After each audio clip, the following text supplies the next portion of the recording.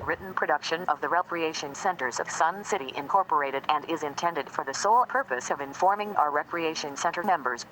Any duplication, copying, transmission, broadcast, or use, including electronic and social media, is strictly prohibited without the prior written consent from the Recreation Centers of Sun City Incorporated. Thank you for watching.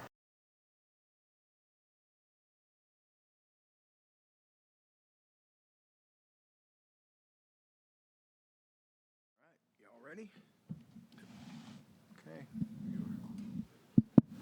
All right. Hey, let's get started. It's 12:30. If you haven't gotten your bingo cards yet, please see Mike up at the front here. So, yes, we start a little bit early because we do have bingo coming up here, so hopefully we can get in and out in 2 hours. I want to thank you all for coming. Certainly appreciate that. I want to recognize the board members that we have here. So thank you guys all. Oh, one snuck over there too. Okay. Thanks, guys. We appreciate it. You got a lot of support here from the board and making sure that we take care of this lake and help make sure that you guys are taken care of. So with that, what I want to do is just kind of introduce everybody that's up here. I'm Bill Cook. I'm the general manager. So why don't we just start down at the end and kind of work our way back this way and just introduce everybody who's up here. County Authority Finance Director. Alex Kim, Pacific Aquascape. Lon White, Pacific Aquascape. Corey Severson, Pacific Aquascape. Mike Whipperud, Director of B&I for RCSC. So I want to remind everybody that this meeting is recorded, and so clearly there's a few less people here than the first meeting that we had, and I know that people are on their way back or are already back east, back north. So we will post this to our YouTube channel when it's over, so people can review it afterwards. So as you probably have seen, we've got a lot of activity that's already taken place since our last meeting. The biggest and most important is that we've officially locked down Pacific Aquascape as our construction management team to take care of the repair on the lake. You probably have seen that we've had some boats out with surveyors on it. And so we've taken care of surveying all of the particular lots, and Corey will go into the details on that. I want to say that as our staff and Pacific Aquascape and the surveying staff have been, out on the boat, I know they've interacted with quite a few of the homeowners, and I just want to thank you all for your patience. It's been a great interaction with as we start doing some things on your property. It's just more of questions of what's going on, and it's been I believe up to this point has been a really good good interaction with our team as well as the homeowner. So I just want to let you know that I appreciate that. So with that, I'm going to pass it off to Corey, and he's going to go through the details of some of the things we've done and then kind of go through what's going to happen over the next year. All right? Okay, so yeah, it's been a couple weeks since the last time we were here. We have progressed our plan set up to what we call a 60% complete set of drawings. And we're pulling together and still pulling together a lot of the background information. And we're really kind of in the process of coordinating that different information, like the survey information. We just got the final update from them a week ago Friday. It's input into our current set of plans, but it's not, it hasn't been massaged, so like some of the lettering sizes aren't the right size, and they don't, everything doesn't fit. It's not perfect yet.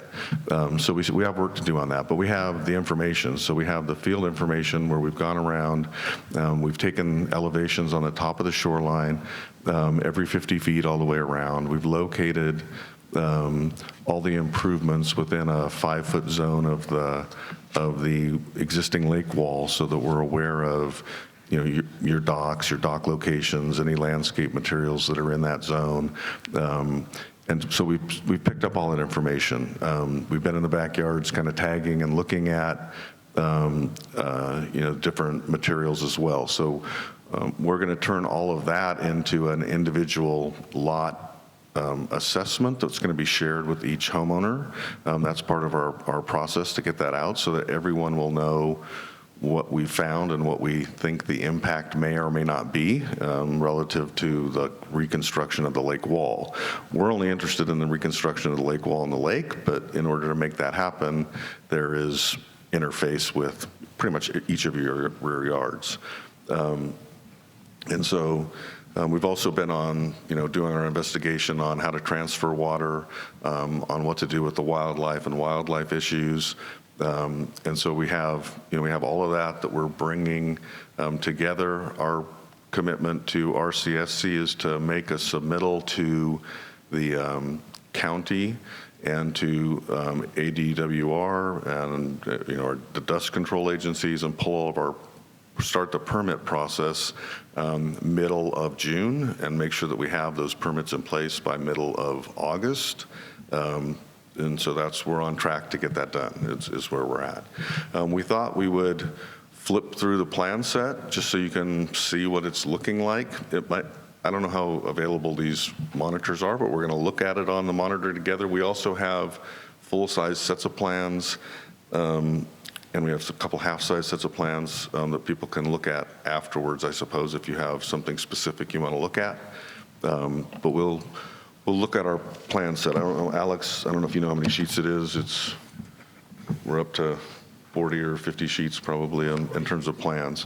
The plan is organized into phases, and the phases are just set up to help us facilitate how we are going to approach the work. But the phases and the numbering of the phases doesn't necessarily indicate the sequence that the work will be done in. We won't know that until we've drained the lake and until we are able to get in the bottom and work on it. Even though the lake looks rather uniform, what we found in the past is as we go to drain something like this, there might be an area that doesn't want to give up the water as quick as the rest of the lake.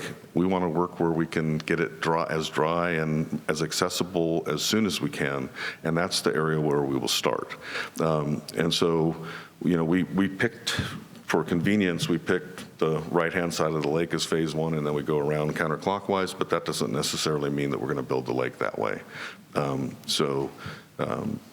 If we can put the drawing, and then I have to ask you to turn those pages, I think, right? So we have a cover page. It just kind of, again, locates the job, shows who the parties are, indicates sheet numbers, has general information. If you want to turn page 2. So here we start to show the different phase areas, and we've broken it into 3 phases. And then we have a little enlargement of the actual primary entrance. And so on this particular page, and I have a pointer, but I don't know how useful it is because you guys are all looking this way and I can only point to those. So there are 4 locations that we have looked at that we're going to be using to most likely pull wet sludge out of the lake. As we drain the lake, there is a buildup of sludge material, which is mostly leaf litter, could be animal, from the fish, debris, those type of things that is going to be on the bottom. That material, some of it's it's kind of wet, soupy type material. That wet stuff we will pull with a vacuum device, and we will pull it into a tanker style truck, and we will truck that to waste disposal. If we try to let that dry out, we could be sitting here 6 months from now before we ever get to work in the lake. So the reason why we have to pull that wet stuff out is if we don't get a big chunk of it out of the way, it's just going to slow things down. So we estimate that at each of the 4 corners that we'll be accessing, there will be somewhere around 20 to 25 truckloads that would come out, and that would be over the course of a 1 or 2 week period, most likely. And it's not going to be all 4 locations at once. It'll be one location at a time and then kind of moving to the others. And there's not a lot of frequency to it. In an 8-hour day, the truck might make 3 round trips. So you might have 8 to 10 truckloads a day and, going on at any one point of that wet type material. The locations are the Cameo Road entrance that's on the north end of the lake, where the lake comes right up to the edge of the road. That's a easy spot for us to get the truck right along the edge of the lake and drop the vacuum device in. The other spot is at the lake overflow, which is off 103rd. Maybe you guys know where it's at, maybe you don't know where it's at, but there's a little overflow device where when the lake overflows, it drains out and goes onto 103rd Avenue. It's just to the northwest of Thunderbird. And then there's the boat ramp, which I think probably most of you are familiar with in terms of where the boat ramp's at. That's also our primary entry into the lake is through the boat ramp. So when we're doing the work in the bottom of the lake, all of our activity will go through that primary entrance. That's also an entrance where the Vector trucks would be pulling wet sludge out.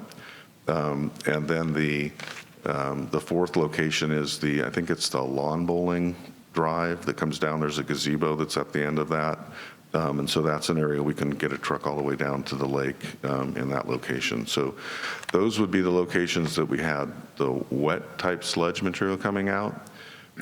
All of the dry, there will be a number of trucks of dry material that'll come out because a lot of it will be able to be loaded and be put in a dry truck. It's less expensive to handle it in a dry truck and to move it that way.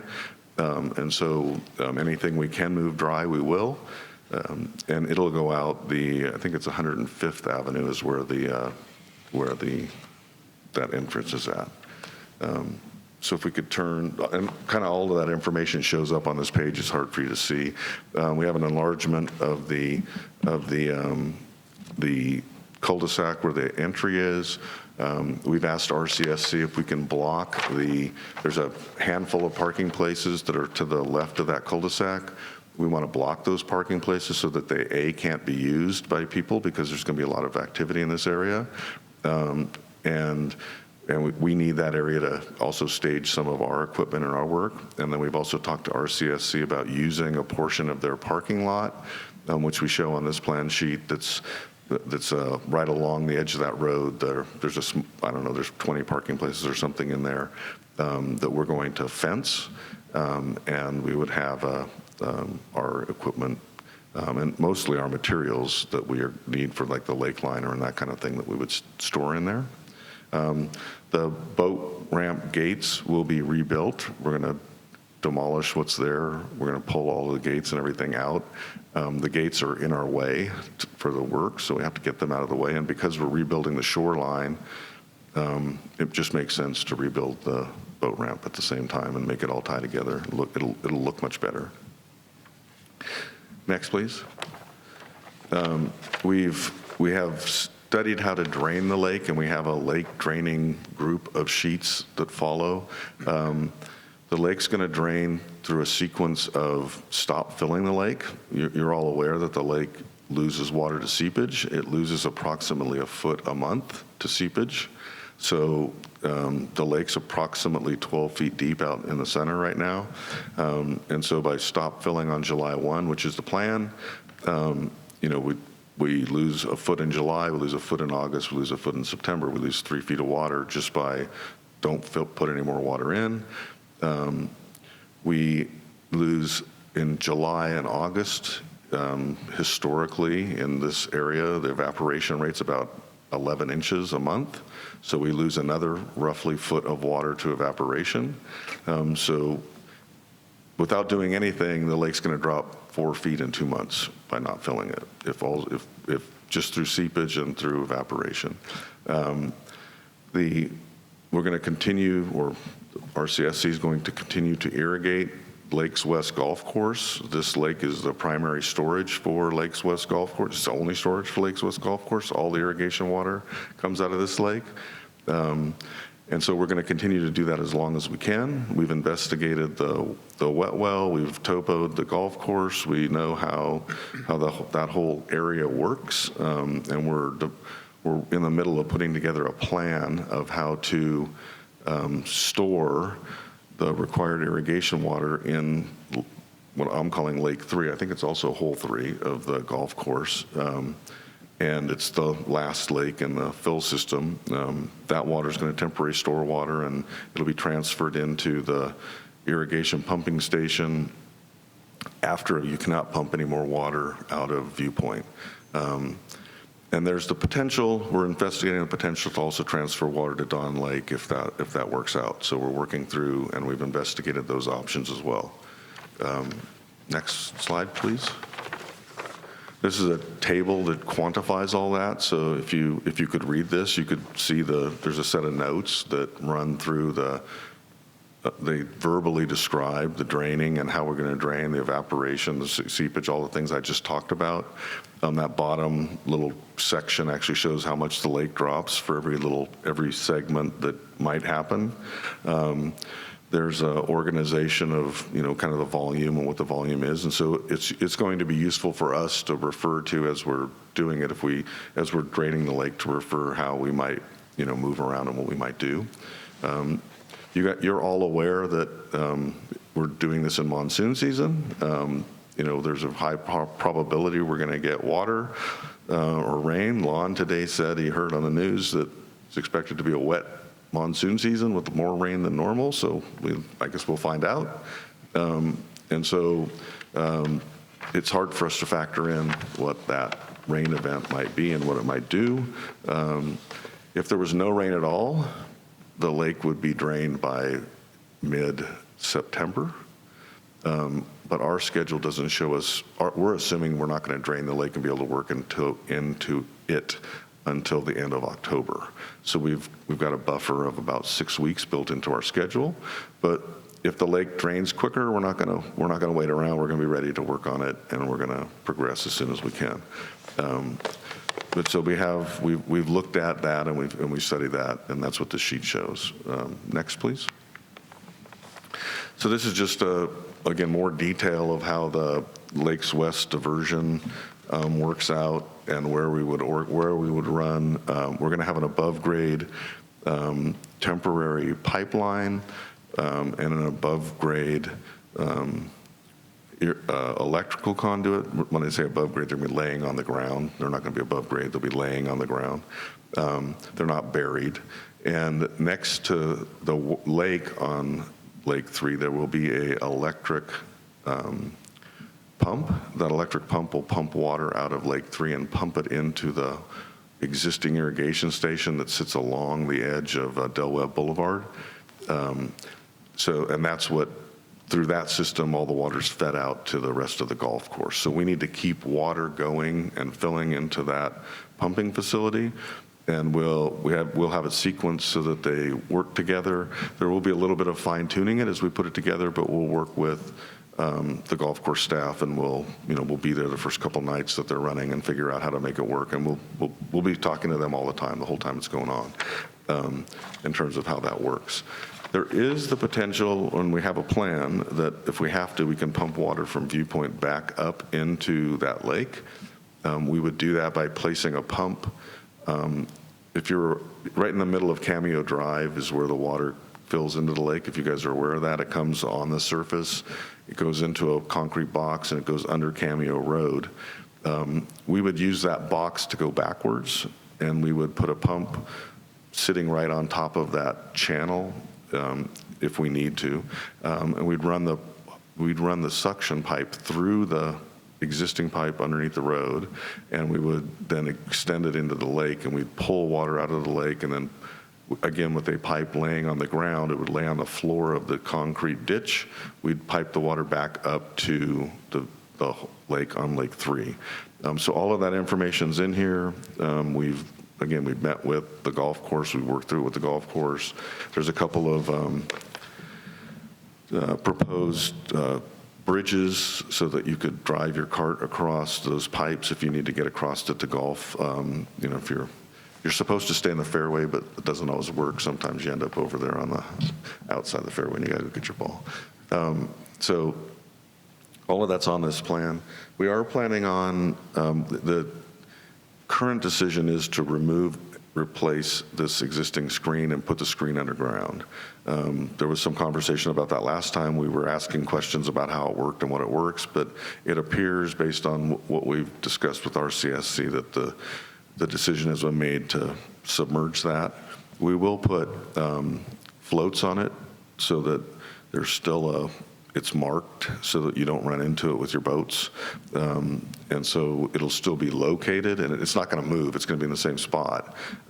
It's just gonna be below, you won't see that big box above the water anymore. Next slide. So this is just a graphic of what we've determined the existing pump station at Lakes West is. We needed to understand this, so we knew the elevation of the lake water surface relative to the elevation of the existing intake and where the bottom of the pumps are set, so that we can understand how this pump station works and what we have to do to keep it operational, how long we can pump water from Viewpoint Lake, and then once we stop pumping water from Viewpoint Lake, how we pump water with the rest of it. The way that we have to close this pipe off, there's a pipe. So there's a pipe column that stands up and down. That pipe column that stands up and down is what you're seeing in this picture. On top of that sit a number of pumps. The pumps all have individual pipes that hang below them that have the impellers inside of them. And then that stand pipe has a horizontal pipe that is shown coming out the side. That's the pipe that actually runs over to Viewpoint Lake. In Viewpoint Lake, once we will have a diver go in and they'll install a plug inside that pipe. It'll be an inflatable plug, and that's how we'll isolate the lake from the wet well. So that's the plan there. Next slide.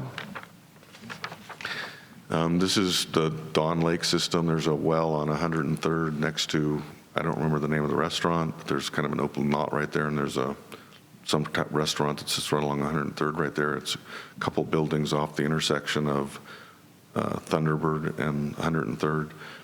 That well pumps water to Dawn Lake, and it also has a way that it can pump water into Viewpoint, and that piping system can be used to transfer water to Dawn Lake if the decision's made to do that. Next slide.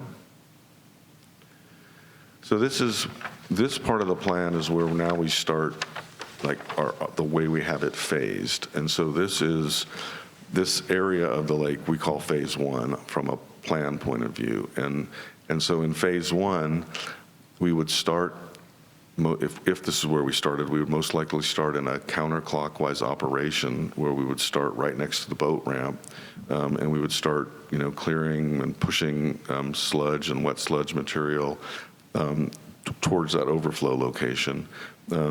We know that there's a couple of floating fountains in this area, and those are located on here, and we show the various lake bottom. We have information on the lake bottom topography. We've had a diver along with a surveyor out here. We've also had a diver in the lake. The diver was here for how long? A week? 2 days. Oh, 2 days. Okay, so the diver was in the lake for 2 days. He pulled a sonar arrangement through the lake. We have new estimates on what the sludge material is. We've pulled samples of the sludge that we've sent to a lab to have analyzed so that we can confirm where that we're able to go to a standard landfill without having to go to a more restrictive landfill. And we've also located, the diver's the one that did the work inside the wet well and also did, helped us locate the submerged pipes at the intake and I guess he didn't find Dawn Transfer, but a couple other locations that he found in the lake for us. I'm flipping to the plans because I can't really see that on the screen myself. So.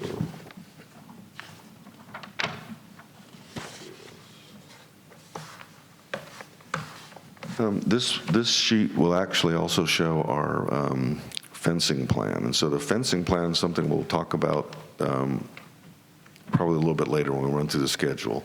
But we will have a fence. There are some pieces of fence around the lake now, but as the lake drains and becomes just an empty hole in the ground, we want to stop access into the lake. So we'll be putting up a fence. Cameo will be fenced. The back of this commercial property will be fenced. I think there's I don't remember. We have a fencing plan that's on the sheet, and the homeowner fencing, and we will have homeowner fencing in rear yards, and that'll be part of a process that we run through with you a little bit later today. So the next sheet shows the kind of the sludge, and we have some sludge volumes. They're not on here yet, but we're working on, again, getting that information together. That's some of our last coordination to analyze the sonar table, develop quantities of how much sludge there is, develop estimates of how much of it's wet and how much of it's dry based on its density. And then once we know that, we will finalize this table and get the plan finished so that we have a better count on how many trucks would be at the overflow location or the lake. Once we know that, we'll be bringing that together. Next slide. The next slide's the dock slide, and we're still working on the dock information. We've done a kind of a physical assessment of each one of them, and we're in the process of pulling all that together with all the rest of the survey and all of the information relative to the rear yard. So we're in the process of doing that.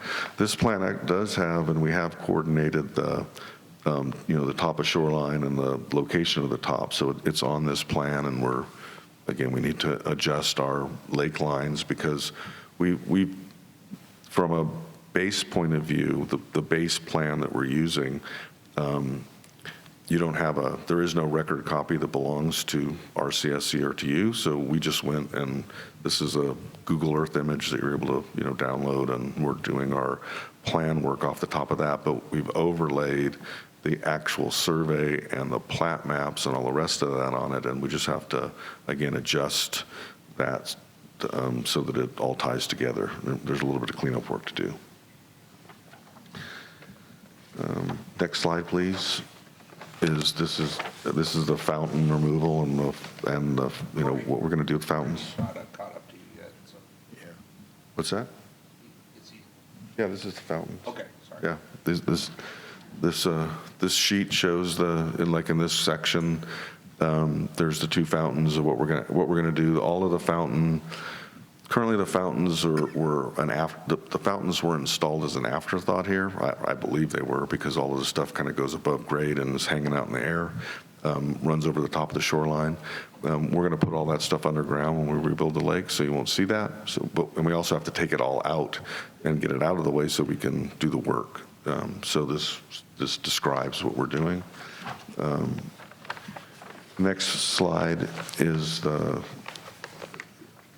demo of the shoreline, and right now we don't have it yet, but the plan, one of the cost savings issues that we identified as we were bidding the work to RCSC was initially we had budgeted that the shoreline would be demolished and hauled off site. And then we were going to be buying rock material and bringing it on site to build fish habitat with. And instead, when we started to look at the quantities and we were looking at costs, we said, why don't we break the concrete up and use it as the fish habitat material and save the cost of buying rock and also save the cost of disposing of the concrete. And so the current plan is to reuse the concrete as the fish habitat material on the bottom. Next slide. And so this is a fish habitat plan, and we were hoping to be able to locate and figure out fish habitat locations and sizes and things, but that hasn't proved to be possible so far. So we have a loose verbal description of what might be down there, but doesn't seem like we have it. It doesn't sound like there's any knowledge of exactly what's down there. how many is down there. And so I think we're going to find out. We're going to have to wait to find out. We're hoping to be able to salvage what the fish habitat that's there, and if we can pick it up and move it, we will. And that's the goal. If not, we're going to have to dispose of it. So we're going to have to work through that. Next page. So this page is actually starting new construction now. We've fenced the lake, we've drained the lake, we've demolished the shoreline, we've got the sludge out of the way, we've taken the fountains out. We've done all of those things. Once we get the concrete out of the way, we have to regrade and reshape the shoreline. And the current lake depth is, we had understood it was somewhere in the range of 2 to 3 feet, but what we're finding now is it's more like 3.5 to 4.5 feet in a lot of spots of water depth. And so we're still working through the boat draft issue, dock offsets. We need to make sure that your boats don't run aground and they don't hit the lake bottom and they don't hit the liner. And so we're working through all of that. We'll show you a slide on that a little bit later. This plan is the grading plan for the lake. There's 2 rectangles in the lake. They're kind of out in the middle. The plan is from the middle low points of the lake to generate soil that we'll pull out of the lake bottom, and then we will use it to rebuild the slopes, so we raise the slopes up. And again, we'll show you a section of that later. It's in the back of the plan. Next slide. This slide locates the fish habitat. There's 20 fish habitat locations that we're installing. These are the ones that will be built with the demolished concrete. They're built, the liner, when it's installed, will be left exposed. Where the fish habitat's at, we'll have a concrete slab poured, and the broken concrete will sit on top of that concrete pad. It won't sit directly on the liner. Next slide. So that was a group of slides that was the phase 1 area. This arm of the lake that goes north up into Cameo is what we call phase 2, and if there was 6 or 7 pages we went through, there's the identical 6 or 7 pages here. Something I kind of bounced over, I guess. We have all your addresses, so each of the obviously everybody knows the addresses, but we have the addresses on this plan. And then we also have an assigned number, because for us it's difficult we don't want to refer to your property as the address. It's more work for us to communicate that way. So we've numbered each of them, and we started, I'll show you where we started. We just went clockwise around the lake and we've numbered them all. So every one of your lots has a number on it. It's just a number that we randomly assigned.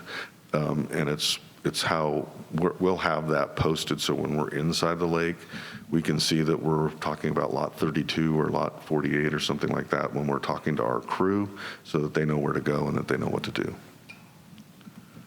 So you can kind of just bounce through these slides.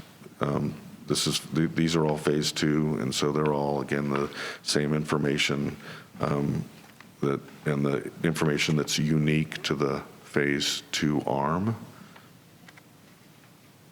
And now you get into phase 3, and it's the same thing. And so if you can just go through the phase 3 pieces.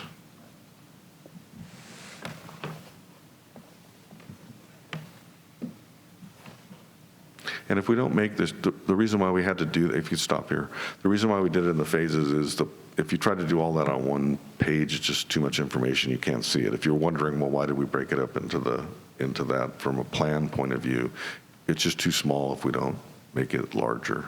Unfortunately, it has the effect of using lots of pieces of paper. In today's world, we don't print a lot of paper anymore. Most stuff stays electronic, but it does happen. So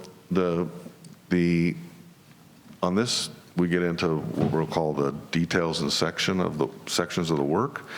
These are lake sections right here. And so there are 3 of them on the page. The top one shows the existing conditions. So it shows your existing shoreline, and it's not any one point in time. It's just a graphical representation of what we believe to be the bottom.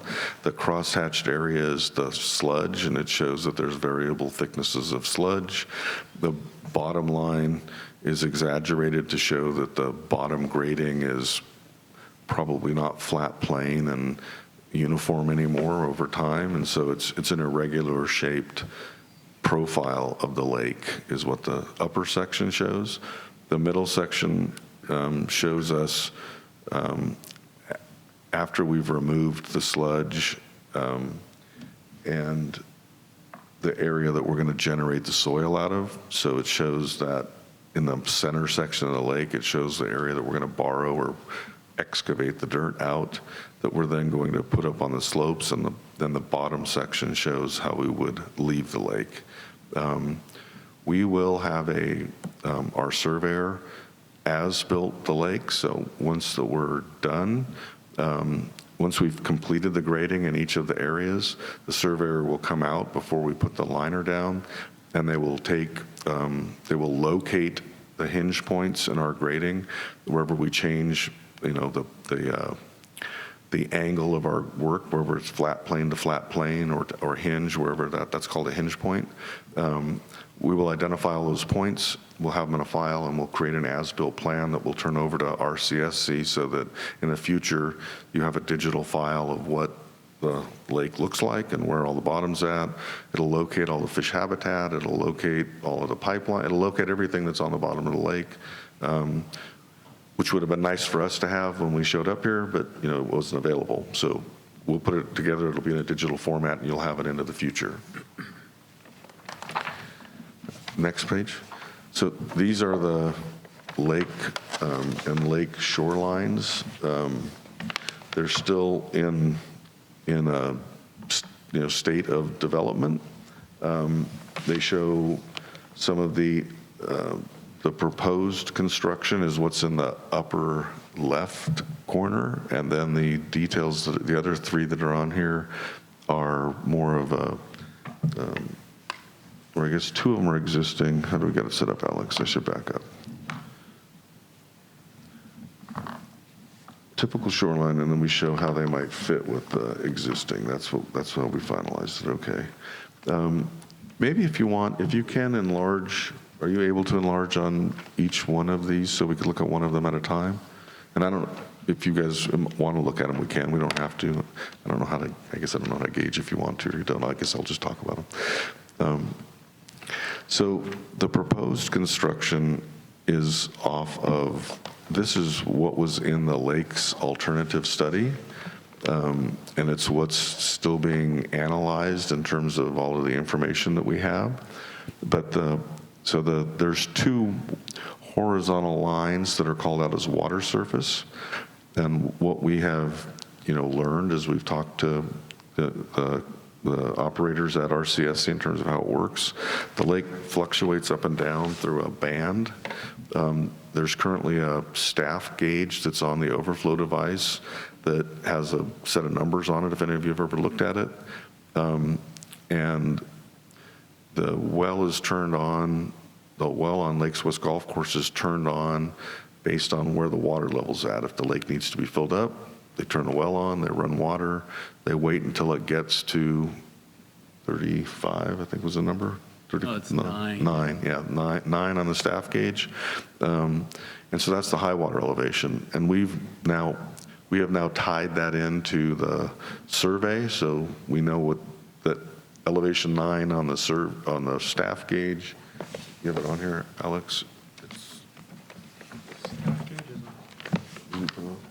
Yeah, so that's elevation 54.5. That's what? Yeah. So elevation 54.5 is the same. So now we can relate it to the elevations in your backyards and everything else. We've tied that together. So 54.5 is the high elevation, and then they try to maintain it in about a 4 or 5 inch band, but we think maybe 1154 might be the low elevation. So if there's some 6 inches, the lake moves up and down, whether the well's been run or if they're irrigating or whatever's happening in the lake, evaporation, seepage, all of the above. And so what we need to know is, how that fits the shoreline and how it relates to your lots. And so that's what we're still working on. We now have, like I said, last Friday, we just got the elevation of the top of the shoreline. This detail shows that it's a uniform 1 foot. It's not a uniform 1 foot. You can visually see that. It's not a uniform 1 foot when you look around. But in general, on the west side of the lake, I guess, it's lower, and on the east side of the lake, it's higher, is the trend. And it's definitely highest in the southeast corner next to 103rd and where the overflow's at. That's the kind of the highest ground outside the lake. And then it's lowest on the opposite side of the lake. I don't remember the street names, I'm sorry. But so this is the construction detail where we would cut a keyway, the liner would come up the slope, the new liner, there'd be some reinforcing steel inside the shoreline, and we would place concrete, on a shelf area and then on a new vertical and rebuild the shoreline. It would look, it's going to look fairly similar to what it looks like right now. We're not going to have all the broken in pieces and the parts that bulge out and all that stuff. That's going to go away. But from a physical look, it's going to look fairly similar to what it looks like right now. If you could move over to the slide, it's to the side. So the three next details, they're enlarged on those last 3 sheets. If you want to just flip to the next page. Okay. Alex told me we can move to the next sheet. It'll be easier to look at them when we have the. So maybe just go ahead and go back to full size, and we'll go to the next page.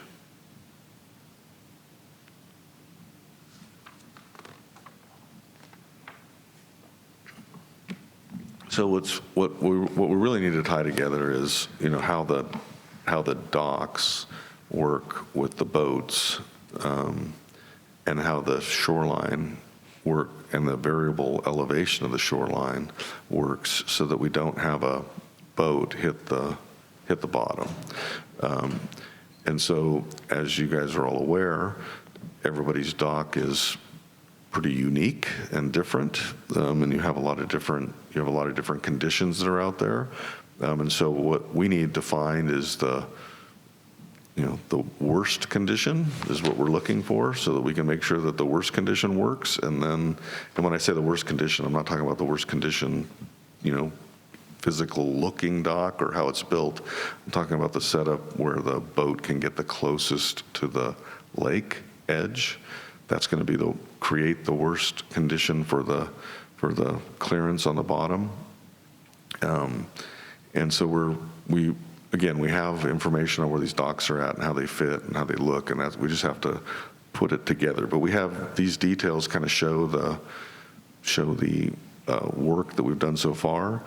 We've kind of looked at the type of boats that we see you have on the lake, and we've went to the web and we've downloaded the specs on these different kind of boats, and we've looked at what the draft is on them, and then we've looked at fully loaded draft and overloaded draft, everything we could find in terms of where they might, how they might ride in the water. And that's what this detail shows. Again, we took what we think is what we believe to be the worst case. We show that right now we're showing it's 20 inches of draft, and then that 20 inches applies to the low elevation. So we show the 2 elevations, the high water surface, we call it, and the low water surface. So when you take a boat and you stick it at the low water surface and you drop the 20 inches of draft, that creates the worst condition. And right now we're saying your minimum dock would have to be 6 feet 4 inches of offset from the lake edge. And that's what we have to confirm, and we have to go back through and we have to look at. And so we're in that process. We don't have the finalized. Again, we're at 60% complete plans, and we're just updating where we're at. But that's what we've done. The photos are just there for reference. They help us remember what they look like. We're not singling out or picking out anybody's dock or anybody's boat or any, there's no, it's just to show different conditions so that we remember and that we can talk to you guys about these different conditions. And if I could just add, just to make sure everybody understands, we're going to meet with every homeowner individually to discuss your particular circumstances with respect to the dock that you currently have and with respect to your, any type of, rocks and trees and things like that that you may have. So just to make sure that you're aware of that. Next slide. So this shows the what the fish habitat, existing fish habitat might look like. We are planning on putting in what's called a spawning bed that will be built along the toe of the lake shelf. And we currently have, I think, isn't it 3,000? I think there's 3,000 linear feet of this. There's 10,000 linear feet of shoreline totally. And so roughly a third of the lake would be built with this spawning bed along the shallow water to kind of build out a complete fisheries program. The bottom detail on this sheet, if you scroll down, shows the construction detail of, kind of using that broken concrete and how it would be placed on the bottom, how it would be organized. On the next page. And so these are maybe easier to see from where you're sitting, but these are enlarged details that show then the boat. Most of the boats are pontoon boats. They're not all pontoon boats. We chose to put a pontoon boat on here. So again, 6'4" was kind of the magic number right now to give us 6 inches of clearance on that fully loaded draft. And the next slide shows the per your guidelines, 10-foot extension is the farthest that your dock can reach into the water. And so this is what it looks like if you were 10 feet away, how much clearance there is. The next sheet is just a couple more enlarged. These are some more enlarged details, but I think they were kind of hard for you guys to see. That's the existing shoreline. What we want to make sure that, several of you have rear yard fences, and the rear yard fences, for the most part, none of them is an issue. More of the issue is where you've built something on top of the shoreline. Those are the things that are an issue, like this condition where you've built a small fence, most likely to hold back grade and keep your yard flat and do whatever, for whatever reason you chose to put it in. I don't think there's any fence that's built that's a CMU style fence that's an issue. It's just if you've built something on top of the shoreline, where you've taken more of a steel fence or something like that, and you put it on the shoreline. Those are the ones that are going to be the issues. So this section is just something we're studying. There's a couple of details in here. If you finish out the plan, you just look at some details that might help. If you're looking at a hard set of plans, you can probably see them easier. So that's what those are. So that's our set of plans. That's where we're at currently. We also have a schedule that we wanted to put up there. Do you have this? Do you have that available to put the schedule on this? So there's very few changes we've made to the schedule that we shared with you last time. The dates we're still tracking. We're still tracking them, closely to what what the plan was. We're done with everything on page 1 here, on the wildlife plans, on the lot survey documentations, all the 60% plan. All of this work's been done. If we move to the next page, permitting agencies are the county, ADWR, the dust control permit. Those are the only ones we're aware of currently. An updated schedule we issued couple of days ago to RCSC, so they have that. We're down to this homeowner info session 2. That's today. That's what this this meeting is. It's a update you on kind of our status and where we're at. We've kicked off our 100% plan stage. So while we finish 60% plans, we're not waiting for anything. We're continuing to work, and we're continuing to progress our plans. We're working on the final plans. We have another updated schedule that's due in the middle of the month, so we're on track with all of these things. Kind of in the middle of the page, you can see the submit to the county. That's kind of our big goal is to make that happen. That's right, scheduled for June 16th. And then there's a couple items in the schedule that respond to any comments we get, resubmit plans, meet with RCSC, and then our goal is to pull a permit. We're shown here by August 11th is the date that we show on the schedule. So that's a key date for us in order to make our construction start. We have then we have these contingency cost items that we need to still work through. The disposal costs for silt, water disposal costs, if any. It looks at this point, we're hoping that there's very little cost, and that we're going to be able to use all the water. That's what it's looking like. Wildlife relocation, our consultant has prepared a plan, and we have it. And they haven't gotten us their cost estimate yet, but Aquatic Consulting and Testing is our consultant working on the wildlife relocation plans, and working on the costs with us so that we have all that together. And then we need to true up our costs with RCSC as we bring that together. The next page.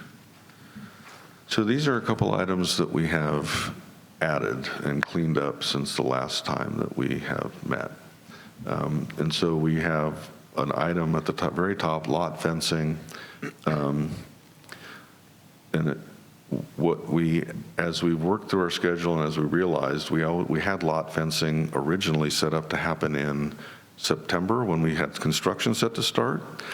But it became clear to us that if the lake's going to drain and be 4 feet lower in a month or two just by evaporation irrigation, that the fences are going to have to go in sooner. And so the plan is to have fencing. If you kind of work your way down the thing, you can see now that we're showing starting fencing on July 1. And in order to do that, we need to make each of you aware of if we need to put a fence up in your yard and what we need to do. And so our goal is to have that to RCSC by June 17th. There are also we believe three floating docks, or that's what I remember. And so the floating docks, as the lake starts to drop, are going to have to, something's going to have to happen to them. And so we know where they're at. We just need to meet with the homeowners on that and make sure that we have a plan. We have met with one homeowner. He happened to approach us while we were out there, and Lon had a good conversation with him, and we've kind of worked out a plan with him on what he wants to do. But we need to get with the other couple homeowners that have floating docks and work through that same issue. And so again, we need to get that information out to you. That's tracking for the 17th. Did you move? I think you moved down a little bit too fast for me. If you can go back up. Yeah, thank you. So then we have homeowner info session 3. So that's currently scheduled for Thursday, June 30th, would be the next time that we would meet in this kind of a format and update you. At that point, we should have made our submittal. We should have final plans. We should be, updating our costs and have that information. All that should be in. And we'll be reporting back to you, but so that's scheduled for June 30th. On July 22nd, our plan is to deliver an individual homeowner, what we're calling a homeowner lot work summary. And so the plan would be to have we envision something that's going to be more like an 8.5 by 11 or maybe 11 by 17 plan that shows, your individual lot, and it shows it shows whatever we have to do in order to make this happen. So if you have a pot in the way that's in our way, if you have a tree, if you have a dock that we have to deal with, if you have a fence that has a problem, if you have, any of those things, they're going to be listed, and what we propose to do. So we will, the RCSC is working through the plan of how those get distributed to you, and how you get them. But our job is to turn them over to RCSC, and then they'll end up going to you. And so again, that's July 22nd, and then we have an item below that. It's called individual meetings with homeowners. Our preference is that so that there's clarity in it, is that we meet person to person with you and stand in your backyard. That's what we prefer to do. If that doesn't work for you, or you'd prefer not to do that, we understand and respect whatever your decision is. We can do it by phone. We can do it by an online meeting. We can do it whatever works for you. But our preference would be that it's in person, because then we just believe that we're able to.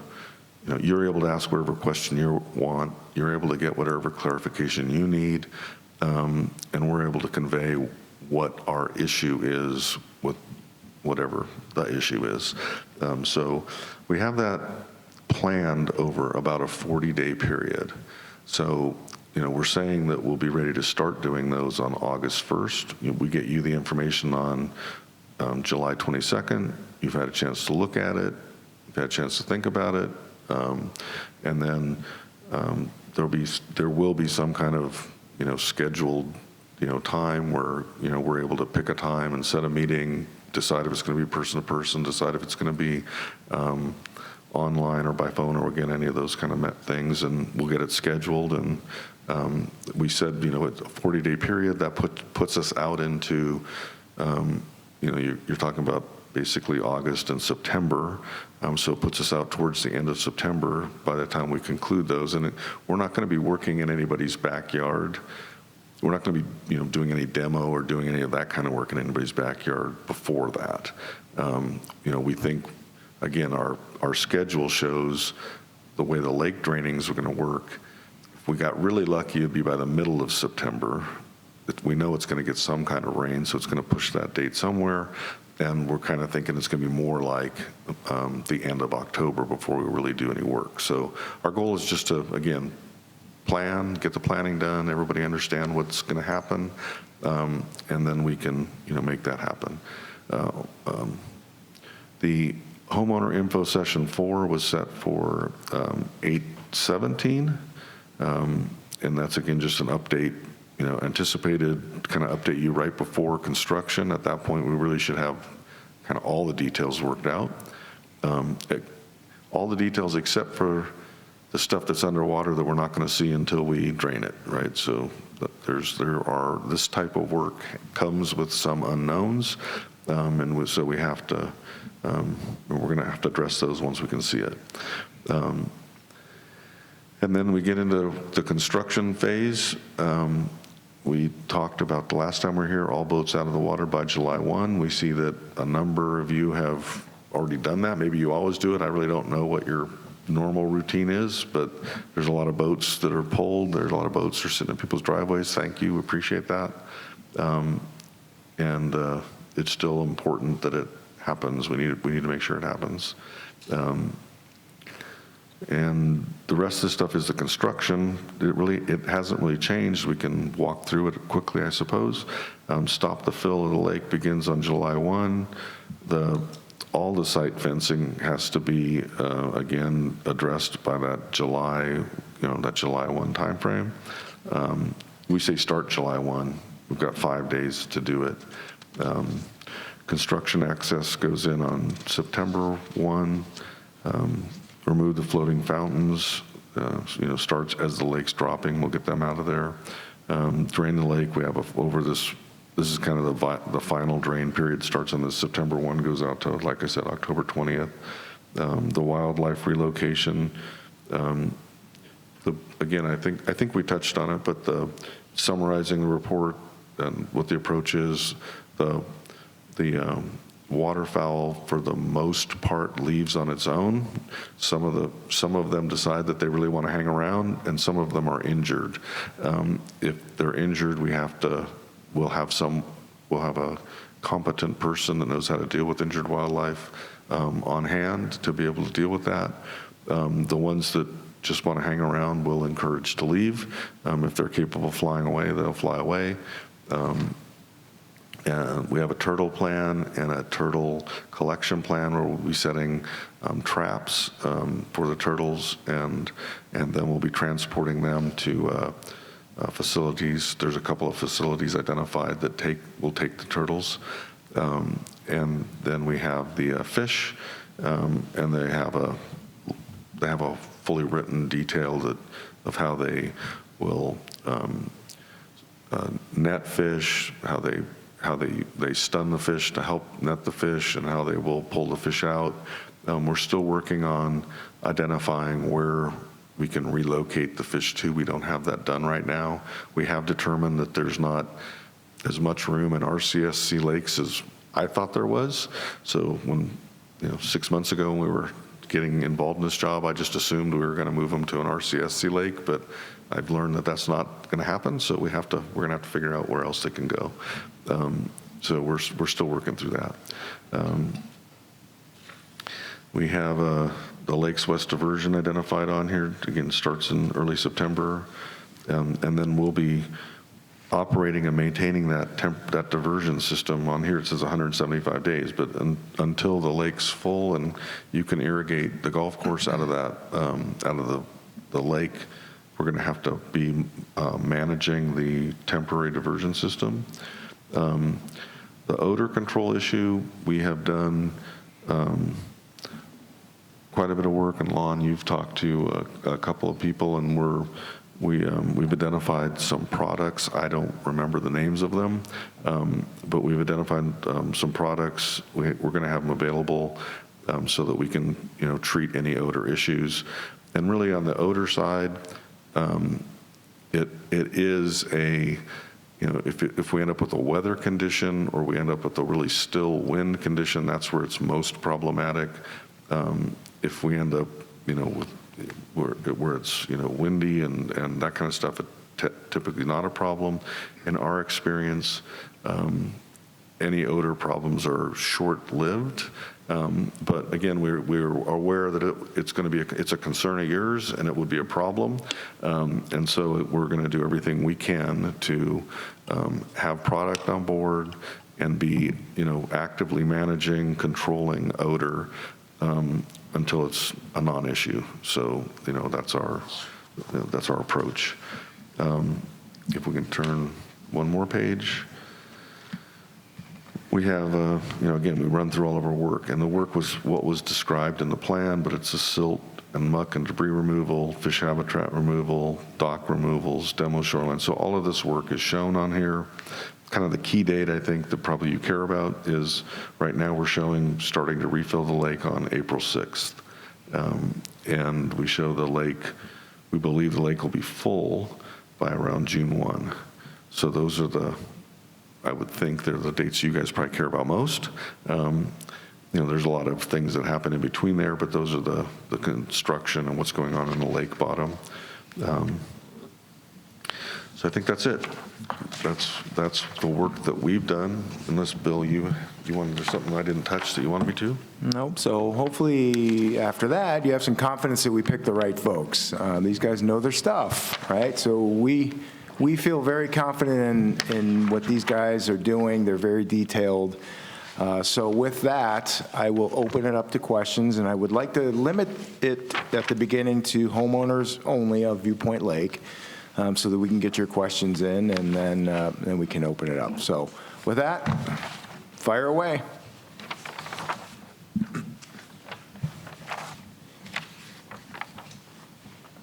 Imogene Ida, 115631. I was wondering, after this is all done, what is the lake depth going to be compared to what it is now, both on the edge and in the middle? The lake edge is currently what we see as about 3.5 to 4.5 feet currently. We were proposing to raise it to 18 inches, which is what the county requires. We're going to have a conversation with the county to see if we can get some relief from that and keep it closer to 2 feet or 2.5 feet, primarily because of the boat issue, and we would like a little bit more room there, our preference would be. But the county has a standard that is an 18-inch depth, and so we are currently showing it, and the way the plan is set up is it's 18 inches at the edge. From the ground to the... No, not from the ground. So the ground in your rear yards to water varies anywhere from 12 inches to about 2 feet. Okay. Then you have the water elevation. From the water elevation down to the submerged bottom is about 3.5 or 4.5 feet currently. So right now you have a total of somewhere in the range of total concrete of 4.5 to maybe 6.5 feet of height. And then the water's maybe 1.5 feet to 2 feet below that, if that makes sense.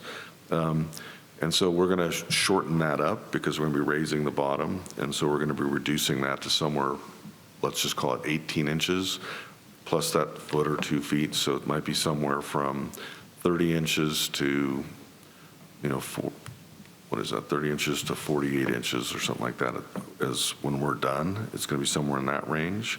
We're going to be taking about 18 inches to 2 feet out of that depth. The bottom of the lake is currently about, in the deepest portion, is about 12 feet deep. We probably won't make it any deeper than 14 feet in those same areas. Where we get the dirt from is going to be dependent on the type of dirt we can find. That's one of the unknowns in terms of what's on the bottom. And so, we think we're taking dirt out of the deepest part of the lake, but we might be taking dirt out of the not deepest part of the bottom. We won't be taking it out of the sides. It'll definitely come out of the bottom. When you look at the plan, most of the lake is deep, and very little of the lake is the shoreline piece. So it's going to come somewhere out of that footprint. But roughly, nothing probably deeper than 14 feet when we're done. Okay, thank you. So the key to that is that, the grading, the shoreline grading is a statutory requirement. And even if it wasn't there, I think it makes prudent sense for us to do something that makes it very safe if somebody falls in to be able to get out safely. So just wanted to point that out. Yeah, the standard is exactly what Bill just said. If you fall in, it'd be nice to be able to stand up and, climb out of the lake without the assistance of somebody else. And right now, the way you've got it is, you have to be pretty able-bodied to be able to pull yourself up out of the lake the way that the shoreline's set up right now.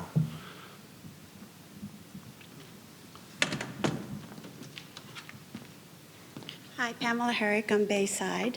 I was wondering for you gentlemen if there's going to be any extra security. That's question number one.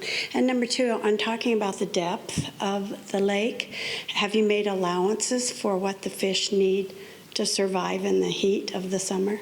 Because there's a certain depth that you have to go to, and I was wondering if you made allowances for that. Sure. So from a security perspective, that's why we have the fencing. I think that's will provide enough security, so I don't believe that we're going to need anything additional to that. The fence that we're going to put up is going to be a 6-foot-high fence on every exterior, so along Cameo, along the park, along the commercial center. That would all be 6 feet tall. In your rear yard areas, we were going to put a shorter fence. We can, if it's your preference to put a 6-foot fence, we're happy to put a 6-foot fence in. Our thought was that there's a number of people that already have something that might be more of a 30 or 40-inch kind of tall fence, and so that's what we were thinking we were putting in the backyards was that.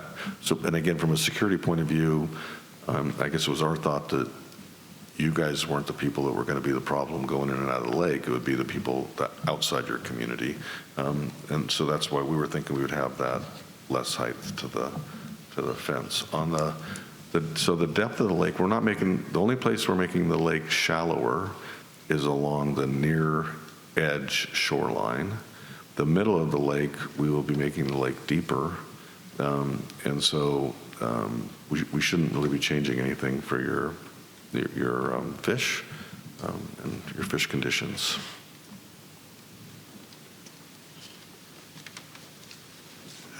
Dave Benson, 159953. I've been talking to the other two people that have got floating docks who have questions about what's going to happen. One of them is reasonable to deal with and the other one is not. So I guess the question that they've operated on is if the docks can be taken care of, that the floating dock will be taken care of along with whatever other dock they have. Is that not the case? Will it require something different? Well, what's required is we don't want to damage the dock as the lake drains. So Right. that's our number one interest, is that we don't damage the dock. As the lake goes down, the float's going to go down. Right. Depending on your specific setup, if all it does is drop and sit on the bottom, then that's not going to be a problem. Okay. For you or for us. It will be in our way, so we're going to have to get it out of the way, but it's not going to be a problem from damage. One of the docks looked like it had typically floating docks have some kind of a hinge or hinge arrangement. And so the question is, how does that hinge come apart? What do you have to do? Take it apart, because that's what ultimately is going to have to happen, unless there's a way to suspend the dock up in the air, which maybe again, it's the particular. So we would like to talk to you more about your particular situation so we can work through it and get it resolved before July 1. Both of these people, one is in Butte, Montana, and the other is in Durango, Colorado. Neither one of them will be here during the summer. So those will be phone calls that can take place at any time. The second question I've got is palm tree trimming. What happens with that? Right now, we've gone on the premise that you can't let stuff go into the lake. And so you trim and you try and keep your stuff out, or you try and go out there and do cherry picking to pick up whatever's out there. So if there's no boats on the lake, it'll be difficult to do any picking up of trimming that would take place from July 1st and on. It would also be an issue for next year, what happens in terms of that. So if the pond is coming up in January, so what suggestions are there on how homeowners deal with palm tree trimming? So your issue is if you are palm tree trimming and a palm frond falls in the water and there's no boat. Right. So there will be a boat. We haven't finalized any arrangement with RCSC, but if they don't have a boat while the lake's being drained, we will have a boat. The boat will be tied up over by the boat ramp area. So as the lake goes down, we will always have a boat and a way to get around the lake while the lake's being drained. But it's just not going to be tied up to anybody's dock, because it's not going to be accessible to anybody's dock. So from a lake maintenance point of view, we will continue with lake maintenance. So just like if a palm frond gets on it, if somebody's trash bag blows out of their backyard and ends up on the lake, you don't have any way to go retrieve it, and we don't want you to go retrieve it, but so we're going to have to do that. We're going to have to continue to have a lake maintenance operation while the lake is being drained. Okay. That'll continue with debris removal, and we can't allow it to be an unsightly situation that you guys aren't accustomed to. Well, and if you do it on a day when there's no wind and everything drops straight down, it's not a problem. And I don't know how you do the park coming back in there. You do it well, because I don't see a lot of stuff floating around. But when you have to book somebody to come in and do that, then you have to do that ahead of time. You don't know what the weather's like. And so between three lots, we've got over 50 palm trees. And so it's been a problem for us in the past. And we've had years where we've had up to 500 pieces that we've picked up from the water because it wasn't a good day to do that. So at this stage, what you're saying is once we get past July 1st, there's a process to. Well, so at some point, the bank is going to start to be exposed. Yeah. And so when they fall, they might not even be falling in water. They might be falling on the ground. If they fall on the ground, they're going to be stuff that we're going to deal with, just like all the other stuff we find on the slope of the lake. So, I think you brought up a good concern that we could talk about in terms of the trash and debris and the maintenance, because it's something that we had the obligation to do and we hadn't brought up and hadn't talked to you about before, that we will continue to have a lake maintenance operation going as the lake's draining. Similarly, as the lake's being filled, there will be a lake, because it will take time to fill the lake over a period of time. And so we will have to do the same thing on the return fill side. I jumped in there on the tree trimming stuff. I don't have any idea what RCSC's rules and regulations are on tree trimming. And We charge $100 per frond for retrieval, so at 500 of those, that's a pretty good revenue stream. Revenue So stream would be good. Yeah, it would be good. So I would say, if you can get them trimmed now, between now and July, I know it's a hard ask, but and get them trimmed back, and then maybe we don't have to deal with it. But and frankly, that's been one of the, there are several of us have been talking, and they're just saying we just wait until this meeting today and hope we find out something more. So we don't have that booked at this point, and we'll try to do that and see what happens. Another question we got is on the fences, whether it's a 6-foot fence or the other, is how far do you see those being away from the shoreline or the concrete wall of the water right now? they would be within 3 feet of the edge or 3 feet of whatever work area we have to deal with. Okay. So you may have some improvement that is obstruction that might go back 5 feet or 6 feet into your yard, and there might be some issue with it that we need to deal with. And so, we would have to have a fence inside of that or outside of that into your yard further to allow room to work. But again, that'll be part of our plan and our planning effort. We're not going to throw up a fence in your yard without you knowing what's going to happen. We're not going to do that. Yeah, because the other issue on that one is maintenance. Just if you've got somebody coming in once a month to trim, are they going to be trimming on both sides of the fence?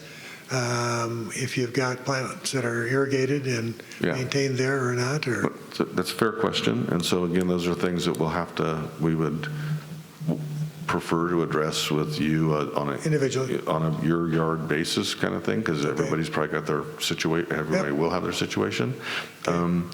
The lawn clarified one thing that makes a lot of sense. If something does fall inside the thing, please don't climb over the fence and climb down inside the lake to go retrieve it, or have your guy do it. We would prefer to take care of it. Okay. So if that happens, the purpose of the fence is to keep you on that side and keep us on this side. Yep. And so so we would like to make sure that happens. And then I think, to kind of all your questions, even on if your maintenance guys show up and you're going to maintain it, we would prefer the courtesy of kind of just letting us know. Lon's going to be your contact. Okay. You guys are all going to have his information as we go through this. And, again, our relationship is through RCSC, so we don't really have any direct relationship with you guys, but we want to we want to cooperate all day long, and we want you to be happy with the work that we're doing. And we know that it's obtrusive to what you have going on in your lives, but it's also what needs to happen here. And so, if you have an issue, if you have something's going on, if you're going to have your tree trimmed and you're concerned about it, Lon can meet you or your crew that's going to do the work. We're happy to meet you there. We're happy to talk about it, clarify whatever needs to be clarified, on all of the issues that you just raised. We're going to be here every single day while this is going on, and we will deal with all of these issues. just another comment. A good friend of mine is in Scottsdale on a 40-acre lake, and your company was the company that dealt with them on issues on their lake. And when I was talking to him about trying to figure out how to handle my boat, which is a little different than others, he basically came back and says, that's the same company we worked with, and I just want to tell you they're good. They worked well, they had a good plan, and they executed. And so you would look forward to having a positive relationship. So I'm expecting that. One other last question, and that is this going to allow for swimming in the lake when we're done? The lake's not a swimming lake, so no, not in my opinion, no. I don't know if you have rules on it. Well, the issue is Dawn Lake is a swimming lake, 2 blocks away. We haven't been here. Part of it has been the understanding I've had is that the edges are too steep. People can't get out. They're likely to drown before they can get out. And so I don't know whether that's the plan to change that or not. At this point, we would not. I see Not no. looking at change? Yeah, I don't see any. Okay. Very good. Thank you.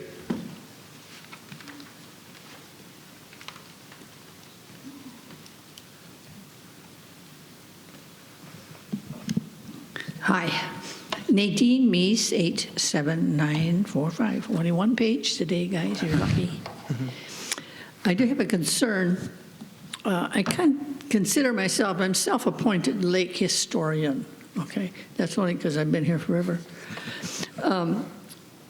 EPCOR water tanks up on Del Webb, there's 2 big tanks up there, and they flush those tanks periodically, and it all comes down through the canals and into Viewpoint Lake.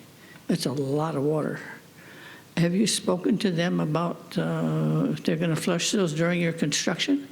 Who is it that flushes? EPCOR water. EPCOR? EPCOR water. And they have done that periodically. It brings the lake up about 6 inches. No, we've not. Thank you. Okay. A little bit of history. In 2009 or 2010, somewhere in there, a husband got mad at his wife, and he took all her jewelry and he threw it off the pier. Okay?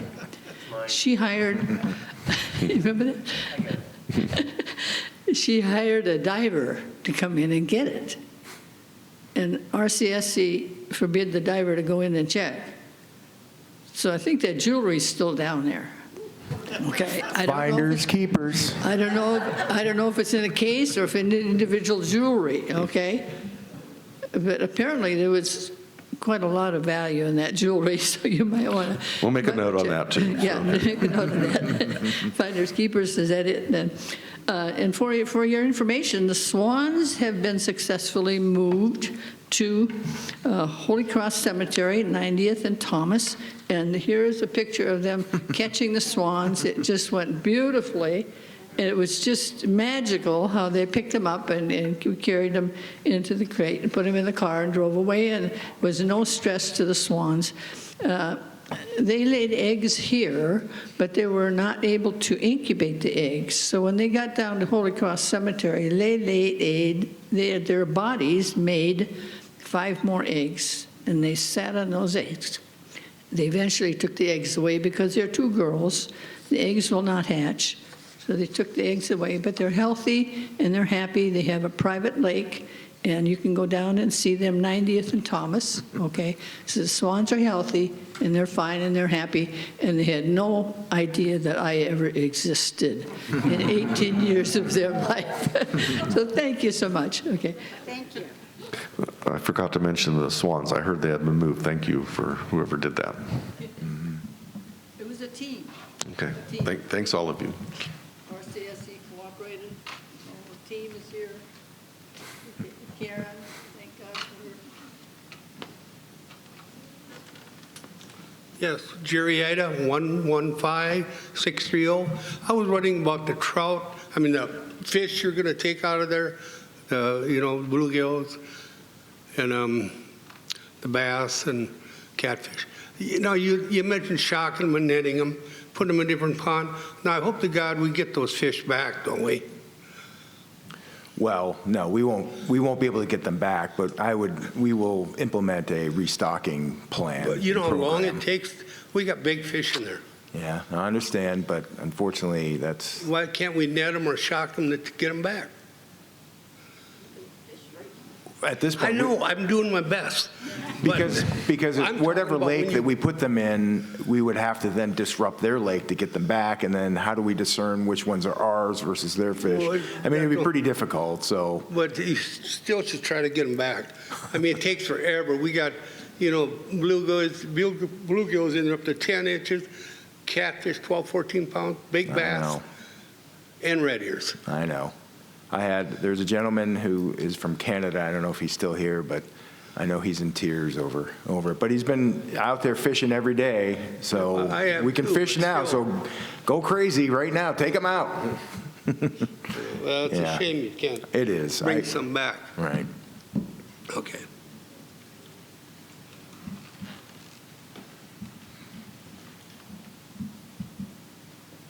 No other questions? Wow, he must have done a pretty good job there. Oh, here we go. Me again. Emma Ida, 115631. I was wondering if there would be any expense to the homeowners in regarding to removing the docks or any of the fence or any of that? So at this point, to remove a dock that is a viable dock that can be replaced, or I shouldn't say replaced, but can be rebuilt, there's no cost to the homeowner. Now, if there are docks that are in bad disrepair at this point, and right now we're in the process of identifying those, there may be some cost to rebuild that dock if you want that dock, or if you want a replacement, but we'll have to do that, like I said, on an individual basis. I'm not sure, the conditions of all of the docks at this point. Okay, some of us have the artificial turf. If that has to be, moved or something, would you just roll that up and then roll it back, or you'd be able to preserve it, wouldn't you? I don't think we can answer that until we see specifically what Are you the saying condition- artificial turf on your dock or in your yard? Well, right up to the concrete. Yeah. There's some of us that have it like. So if it's, so on the docks, a lot of the docks are going to have to be dismantled in one way or another. Yeah, this is just the yard part where the fences are, is what I was Okay, concerned with. it will depend on a specific situation. Generally, no, but if, again, depending on how your dock is built and what it takes to get it out of the way, Okay, there might be a reason. So that's something we just have to look at. okay. Yeah.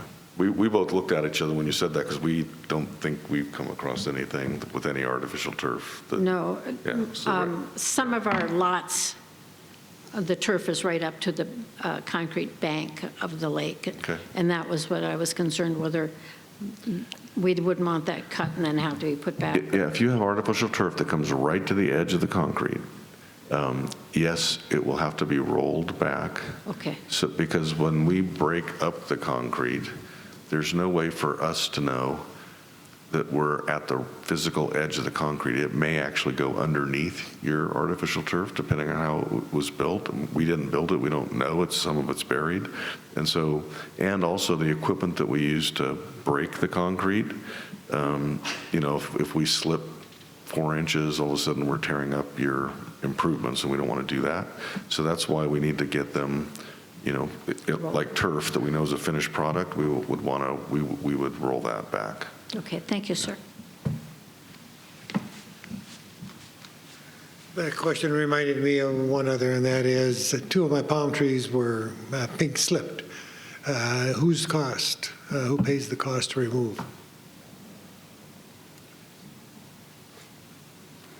So again, until we take a look at and get the reports back from these guys, it's going to depend on where the trees are with respect to the property lines. So we'll have to address that as we get the reports back. So once we get all the reports back, we'll do an assessment of each lot and make a determination on what's going to happen. Okay.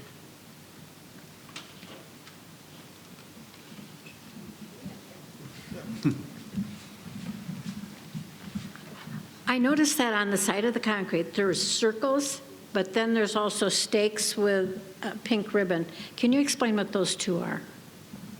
Go ahead, Lon. The circle actually has a nail right in the middle of it. That's the PL mark.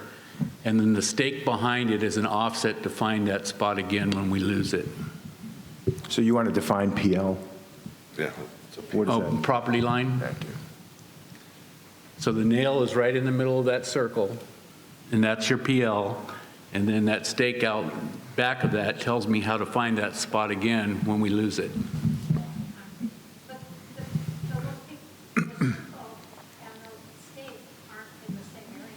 Correct. The offset has to go in depending on where we can move the offset to fit. So sometimes there's a fence or there's a wall right there, and you can't put the offset right behind it. So it might say 3 by 3 on it. So that tells me that I have to go 3 foot over and 3 foot down to get to your spot again.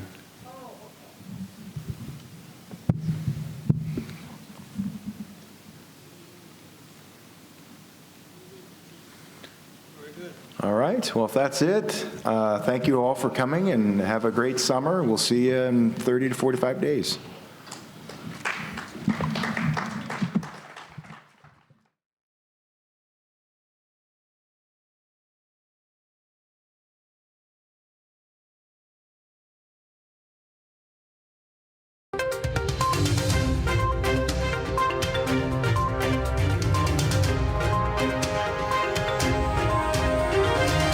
This is a copyrighted production of the Recreation Centers of Sun City Incorporated and is intended for the sole purpose of informing our Recreation Center members.